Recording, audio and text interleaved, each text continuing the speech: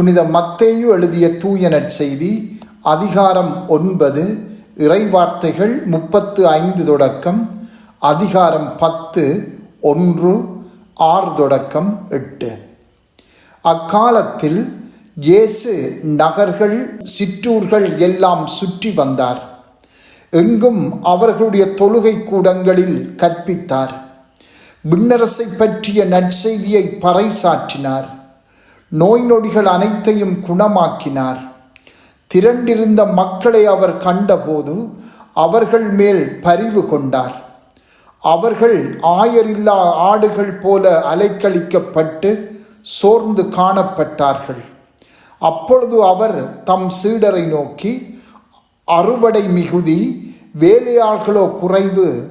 ஆகையால் தேவையான வேலையாள்களை தமது அறுவடைக்கு அனுப்பும்படி அறுவடையின் உரிமையாளரிடம் மன்றாடுங்கள் என்றார்.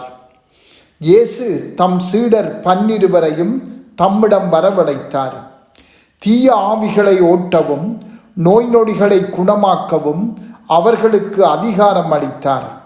இயேசு 12 அறிவுரையாக கூறியது, வழிதவறி போன ஆடுகளான இஸ்ரேல் மக்களிடமே செல்லுங்கள். அப்படி செல்லும்போது விண்ணரசு நெருங்கி வந்துவிட்டது என பறைசாற்றுங்கள். நலம் குன்றியவர்களை குணமாக்குங்கள். இறந்தோரை உயிர் பெற்றெழச் செய்யுங்கள். தொழுநோயாளரை நலமாக்குங்கள். பேய்களை ஓட்டுங்கள். கொடையாக பெற்றீர்கள், கொடையாகவே வழங்குங்கள். சிந்தனை: இயேசு நகர்கள் சிற்றூர்கள் எல்லாம் சுற்றி வந்தார். எங்கும் அவர்களுடைய தொழுகை கூடங்களில் கற்பித்தார். விண்ணரசை பற்றிய நற்செய்தியை பறைசாற்றினார். நோய் நொடிகள் அனைத்தையும் குணமாக்கினார். இந்த ஓரிரு வசனங்கள் இயேசுவின் பகிரங்க பணியை பற்றி நிறைய பேசுகின்றன.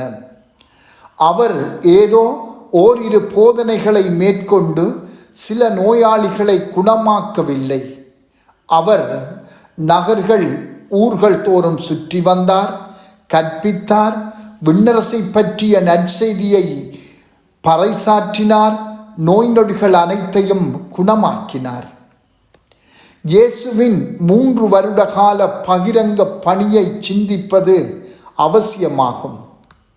3 வருட தொடர்ச்சியான அவருடைய போதனை, குணமாக்குதல், மக்களோடு தம்மை இணைத்து கொள்ளல் என்று அந்த காலம். இந்த காலத்தில் ஆயிரக்கணக்கில் தனிப்பட்ட நபர்களை அவர் சந்தித்தார். அவரை பற்றிய செய்தி எங்கும் பரவியது.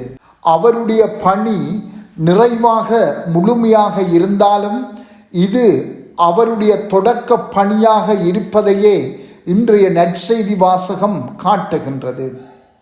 இதன் மேலே அவருடைய தொடர் பணி கட்டி எழுப்பப்பட்டது.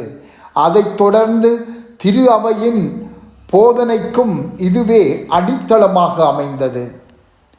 இந்த நற்செய்தியிலே இயேசுவின் இரக்கம் நிறைந்த உள்ளத்தை காண முடிகிறது. திரண்டிருந்த மக்கள் கூட்டத்தை அவர் கண்டபோது அவர்கள் மேல் பரிவு கொண்டார். ஏனென்றால் அவர்கள் ஆயரில்லா ஆடுகளைப் போல துன்பப்பட்டு கைவிடப்பட்டு இருந்தார்கள். அவருடைய 3 வருட கால பணி வெறும் அடித்தளம் மட்டுமே. அவருடைய இதயம் இரக்கத்தால் நிரம்பி வழியத் தொடங்கியது. இயேசு கடவுளாக இருந்த போதிலும் அவர் தனது மனித வாழ்வை காலத்திற்கும் இடத்திற்கும் இடையிலான மனித உறவுகளுக்குள்ளே தன்னை மட்டுப்படுத்தி கொண்டார். அதனால் அவர் பிரச்சனைகளுக்குள்ளான கைவிடப்பட்ட ஒவ்வொரு உள்ளத்துடனும் தனிப்பட்ட முறையில் அவரால் ஈடுபட முடியாதிருந்தது. எனவேதான் அவர் தேவையான வேலையாட்களை தமது அறுவடைக்கு அனுப்பும்படி அறுவடையின் உரிமையாளரிடம் மன்றாடுங்கள் என்று தம் சீடர்களுக்கு கூறுகின்றார். இதனைத் தொடர்ந்து தம் 12 பணிக்கு அனுப்புவதை பார்க்கின்றோம். பின்பு லூக்கா நற்செய்தியின்படி இயேசு 72 சீடர்களை நற்செய்தி அறிவிக்க அனுப்புகின்றார். இறுதியில் தமது உயிர்ப்பின் பின் உலகெங்கும் சென்று நற்செய்தி அறிவிக்கவும் தந்தை மகன் தூய ஆவியாரின் பெயரால் அவர்களுக்கு திருமுழுக்கு கொடுக்கவும் தான் கட்டளையிடுவதை அவர்கள் கடைப்பிடிக்கவும் வேண்டுமென்று அனுப்புகின்றார். இது 120 பெருகி மேல் மாடியில் கூடியிருக்க வழிவகுத்தது. பின்பு தூய ஆவியாரை பெற்றதும் அவர்கள் எல்லாரும் நற்செய்தி அறிவிப்பாளர்களாக மாறி போதிக்க தொடங்குகின்றனர். அது ஆயிரக்கணக்கான புதிய மக்களை திரு அவையில் கொண்டு சேர்க்க முடிந்தது. துன்பப்பட்டவர்களுக்காக, கைவிடப்பட்டவர்களுக்காக பொங்கி வழிந்த இயேசுவின் இரக்கம் நிறைந்த இதயத்தை இன்று சிந்திப்போம். இன்று வாழும் இப்படிப்பட்டவர்களுக்கு இயேசுவின் இரக்கத்தின் இதயமாக இருக்க வேண்டியது இன்றைய எங்கள் பணியாகும். அவர்களை அன்பு செய்யவும் அவர்களின் சுமைகள் நீக்கப்பட வேண்டுமென்று ஏங்கவும் அவர்களை நல்ல ஆயரான இயேசுவிடம் அழைத்து செல்லவும் எமது பணி அமைய வேண்டும்.